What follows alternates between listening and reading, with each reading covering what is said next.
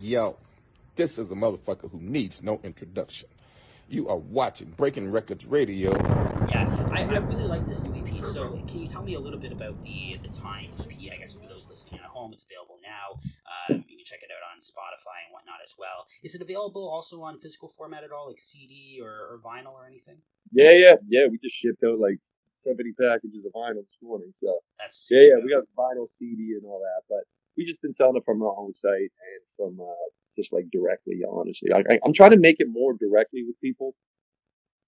Like I just feel like nowadays people want to have that connection. I know I do. Like if I'm dealing with buying merch and stuff, so we're taking orders directly, sign them up, got my kids and my wife shipping them out, and just try to really do it grassroots. And it's been cool as long as it doesn't get too crazy and hectic. We'll probably keep doing it this way for a minute.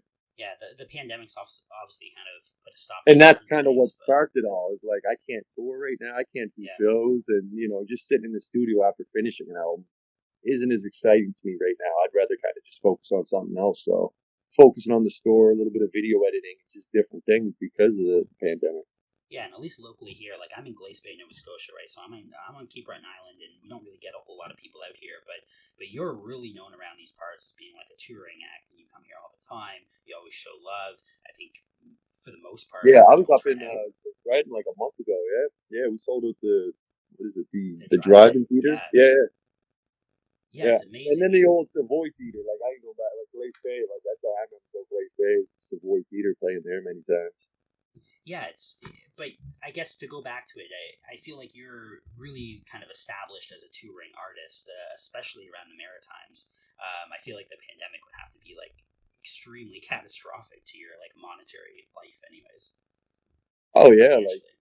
just like like this summer, like festival wise, we lost 6 figures. And then I'm supposed to be on tour right now on an acoustic tour, like our original plan. Was supposed to be October and November touring the rest of Canada. So that's another big amount of money that's just That's like brutal. shit. We lost that year, but you know what I mean? Like I save for rainy days, so it's not like I'm sitting out here starving by any means. It's just, when I make a plan, I like to stick to it. When shit gets fucked up, it kind of gets frustrating, but you adjust. Everyone's adjusting in this world with people in a lot worse positions than me, so I'd never complain about it. Assuming this stuff kind of clears up in the next few months, maybe by the end of the year, are you planning on touring off of this new material for the new EP? Yeah, well, like right now, we can't do shit. Like, it's funny you say that. Like, I was talking to my booking agent yesterday, and I'm like, okay, well, the rest of Canada is going to shit. The Atlantic provinces are killing it. Like, we have one case in Nova Scotia, I think, right now. Pretty good, yeah.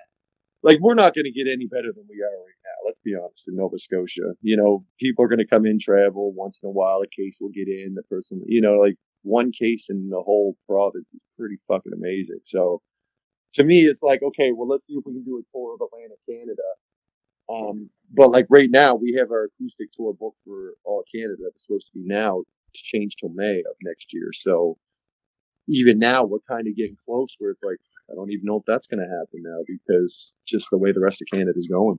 Yeah, even within Atlantic Canada, though, I think they have like limits gathered or gathering limits set to like 50 or something still, right? Which Yeah, it's which is still okay, small. but it's just it's small. No, it's a different type of show, and the money ain't the same because a venue that could hold 600 people can only hold 200 now or whatever it is. Yeah, But I don't know. I think the Maritimes has got to change soon because, like I said, is it ever going to get better than what it is right now for us? Probably not. probably not until there's a vaccine, right? Yeah. Even then, though, like there's a vaccine for flu. People still get the flu. You know Yeah, what I mean? but I Like feel like one person in our province. Like I could see if there was 150, 60, but one person. And not to mention that there's like, in the last 4 months, we haven't had one case other than connected to travel. So it's not like some town in Shelburne or Glace Bay has a hidden family out there that's got the COVID and it's about to break out. Like it's not in our province at all, except for these couple travel cases that come in, and they seem to be shutting it down and staying on top of it well. So hopefully it just keeps going the same way. yeah, hopefully it goes the same way, and hopefully we're able to lift some of these kind of restrictions even further, especially as the other provinces start to kind of get their act together, or if there's a vaccine. Well, that's what I mean. I Yeah, don't think the other provinces are getting that together. Is the sad thing. Like I heard Toronto had their highest case yesterday in like since like May or April or some shit. Yeah, you also run with like diminishing returns when it comes to people's safety, right? Like people don't, after a certain period of time of being locked up in the house, even if they were following the rules 5 months ago, they don't want to do that shit anymore, right? People are just getting tired and they want to end up going out and enjoying life, and I feel like that's especially like youth culture and whatnot. I feel like they're really kind of getting sick of it. Even people that were like being pretty responsible when this shit all started, right? Hoping that it was only going to be, hey, if we lock down for 15 days, we can eradicate the cases here, then we can be fine. Well, yeah, that's how clearly it not the started. case. 2 weeks to flatten the curve. It's like, shit, it's been 8 months. Yeah, But yeah, to me, that kind of proves, and some people might not like me saying this, but that kind of proves the unselfishness of Maritimers. Like the fact yeah, that we have no cases because we shut the fuck down. There was no big parties in Waterloo. Like you hear about these parties all over Ontario, Alberta, this and that. It's like, come on, like, I'm still 50-50. Obviously, COVID is something. It's a big deal. You don't hear about deaths that much anymore, which I find really weird. We still hear about all these cases and everything growing up, but you don't hear about the deaths as much. So I don't know if the case, the rate that, I don't know the proper way to word this is, like the amount of people that are getting, how much are actually dying from it. yeah. So I don't know, man. And it's also that point in life where I don't even know if I believe the news anymore. Like, just there's so much shit put out in the world now on Facebook that it's like it's hard to believe what's real, what's not, and it's a weird time right now. I watched the social dilemma last night. You see that? I haven't seen it, but I see people talking about it.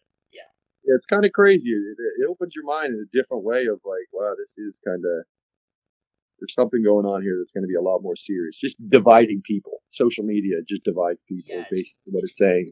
It's And now crazy it's when crossing even over to real life now where, people are voicing their opinions, arguing, and they only have the information they have, so they feel like they're right, and vice versa for the other side, that it's like, man, the world is really becoming divided.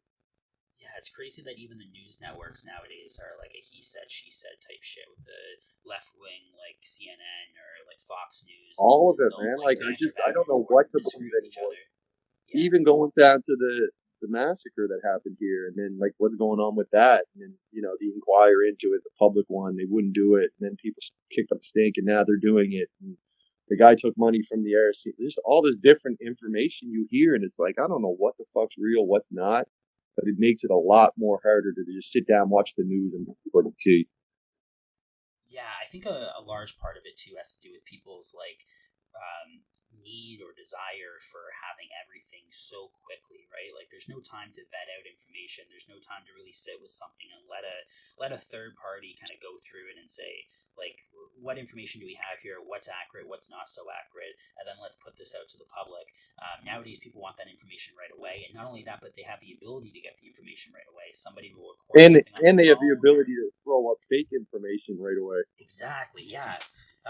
So you get all these little perspectives, and some of the perspectives aren't true, some of them are, but then news kind of sources end up kind of latching on to that type of information just because they want a headline, they want a story to tell. Right up. And like, I've Yeah, gone through that with certain news places that they'll build a story out of something that, even I did. That's bullshit. Like, we did that show. We did a show for one of the graduating classes in June. yeah, And, one of the news stations made a big deal about it. Oh, 300 students classified, blah, blah, this is horrible. It's like, first of all, there was only 160 kids. So you lied right out the gate, doubled the numbers. And just trying to make it this big thing. And Dr. Strange was disappointed. And it's just, oh my fuck, you lied like 3 times in that news thing, and you're the news. Like, just makes it hard to trust these people and trust the news and the ones that you grew up thinking like, yep, this is what's real, this is what they tell us. 100%. So moving on, I guess, from the From pandemic the COVID. conversation, Yeah. the new EP. So you have the new EP out. Are you? I assume you're still working on new music, and there's new music coming in addition to this EP. I assume generally when an artist ends up releasing an EP or a mixtape or something of that fashion, it's meant to tide us over until we get something a little bit larger. What's currently on No, your go? no. With this, I made 8 songs, and I was like, I'm not just dropping an EP because EPs or albums just come and go in 2 weeks now. So Yeah, That's why I dropped 4 songs. I dropped half the EP before it even came out, like with Rap Shit, Good News, Pick Your Poison, and then the track with Mercury's. So that's me just trying to get life out of music. Like I hate putting out music and then it's